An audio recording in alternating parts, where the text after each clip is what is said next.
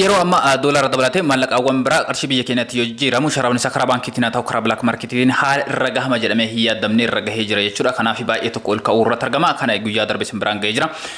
Kanatti aansuudhaan immoo yeroo kana torbee kana keessa sharaawwan maallaqa doolaara karaa bilaak maarketii karaa fi karaa baankiitiin akkasumas immoo biyyoota maallaqa biyyoota biraa maal fakkaata kan jedhu kan simbiraan gahu ta'a. Biraam jedhama warroonni yeroo jalqabatti gara chaanaalii kanatti subscribe gochuudhaan maatii keenya dabalama.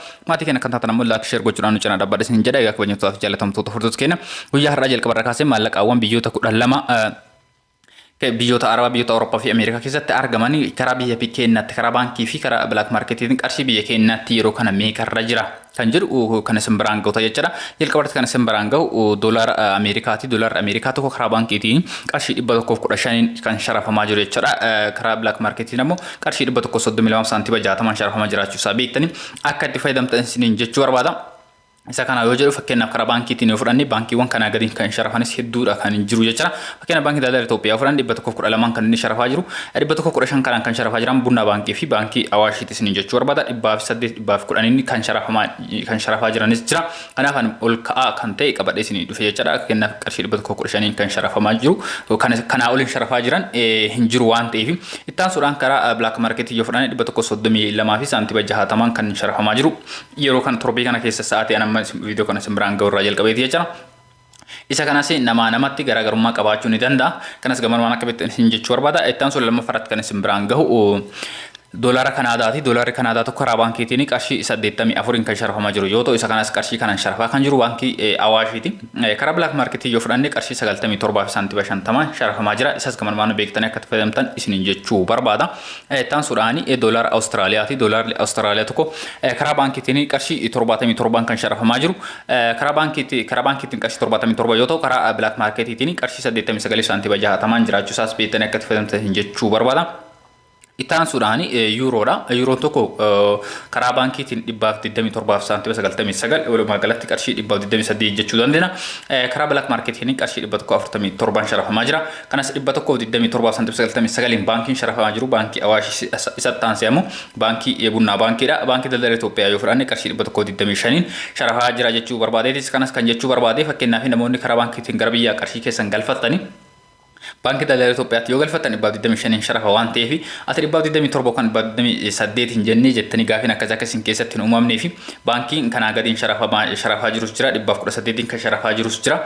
Olaanaadha kan jedhamu kan ammoo hunda caala qarshii fooyya'aan kan sharafaa jiru immoo Awaash baankii fi Bunnaa baankiidha isiniin jechuu barbaada. Isaanis 127 fi saantiba 99 sharafaa jirani kan bilaak maarketii 147 kan kanaa gadi kan bitaa jiranis jiran ijoollee bilaak maarketii hojjetani. Kanaaf kan fooyyeedha jettanii filattanii itti fayyadamuu dandeettan isiniin jechuu barbaada filannoon keessanii. Kanatti aansee paawundiidha. Paawundiin tokko qarshii 151 FC saantiba 77 sharafamaa jira jechuudha karaa baankiitiin.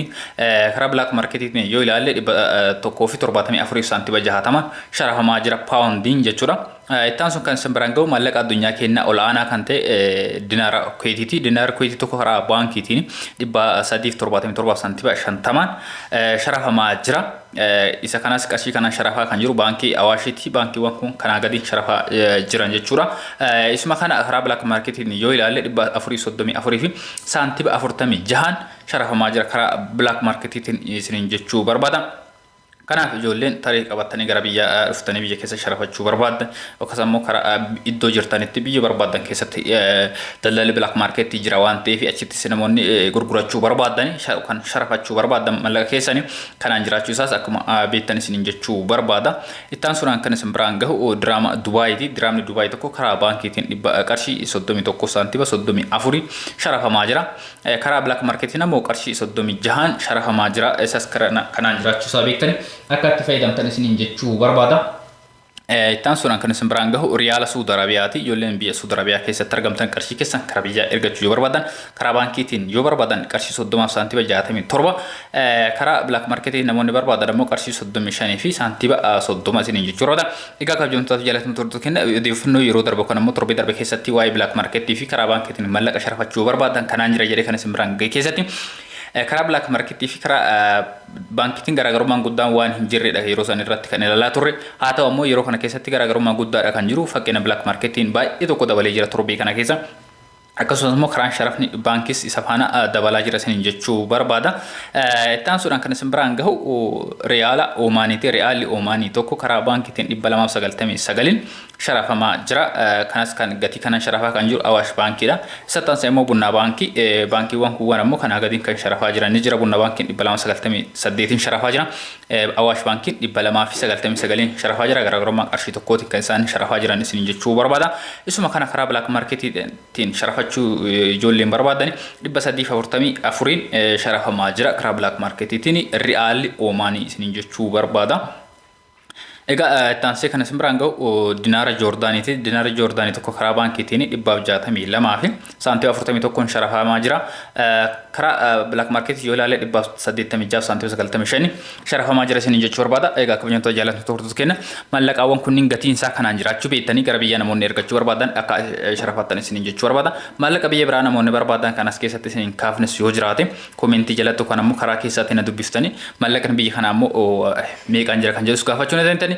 Ittaan sun ammoo karaa kamiin argachuu barbaanne yoo jettan fakkeenya ijoollee yeroo dhiyoo gara biyya sanaa deemtani tarii namoota Black Marketii kan hojjetanii gabaa gurraacha hojjetan argachuu dhabuu dandeetta waan ta'eef isas karaa kamiin arganna kan jedhusi odeeffannoo isaa kan isin biraan gahu ta'a jechaadha. Ittaan immoo karaa baankiitiin namoonni galfachuu barbaadan tarii isaa kana Black Marketii yoo arganne karaa baankiitiin namoonni galfachuu barbaadan gatiin isaa kan hanga ammaa isin biraan gahe kana toosaa akka beektanitti fayyadamtanii jechuu barbaada.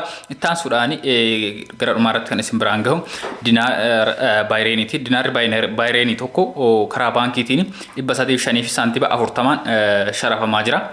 Karaa Black Market yoo ilaalle 352 sharafamaa jira isiniin jechuu barbaada. Gidduu isaa ka jiru garaagarummaa guddaadha. Egaa kabajamtoota jaallatamtoota hordoftoota keenya akkuma jalqaba isinii kaasuu barbaade ijoolleen gaafii kanaaf kan kana fakkaatan kan biraa beekuu barbaadan kan isin biraan gahu gaafii keessan ammoo karaa koomentii fi karaa lakkoofsa bilbilaa isinii kaa'een gaafachuu ni dandeettani. Ittaan sun ammoo tarii torbee ittaanu keessa yookaan ammoo gara fuuldura guyyaa muraasa keessa maallaqni kun sharafni isaa kan ol ka'u yookaan ammoo kan gabbu ta'a jechuu barbaada. Isa kanas kan ol ka'u yoo ta'e kan gabbu yoo ta'e odeeffannoo isaa jala bu'ee funaanee kan isin biraan gahu ta'a. Ittaan sun odeeffannoo kanaan alaa kan biraa waa'ee biizinasii yookaan biyya keessatti maal hojjechuu akka barbaadan walumaa galatti odeeffannoo beekuuf dhagahuu qabdan kan biraa yoo jiraate karaa koomentiitii fi karaa keessatti na dubbisuu ni dandeettani. Anis ammoo odeeffannoo isaa jala bu'ee funaanee kan isin biraan gahu ta'a jechuu barbaada. Irra deebiidhaan warroonni yeroo jalqabatti gara YouTube channel keessatti subscribe gochuudhaan maatii keenya dabalama odeeffannoo isin barbaachisuu fi beekuuf dhagahuu qabdan hedduudha kanas irraa argachuu dandeettani. Odeeffannoo kun nu fayyada jettanii yoo amantan hiriyoota keessaniifis share godhaatii biraan gaasanii jechuu barbaada. Odeeffannoo guyyaa irraa qabadee isin dhufe kanuma hanga ammaa isin biraan gahaa ture kana odeeffannoo biraatii yeroo biraa hamma walitti nuti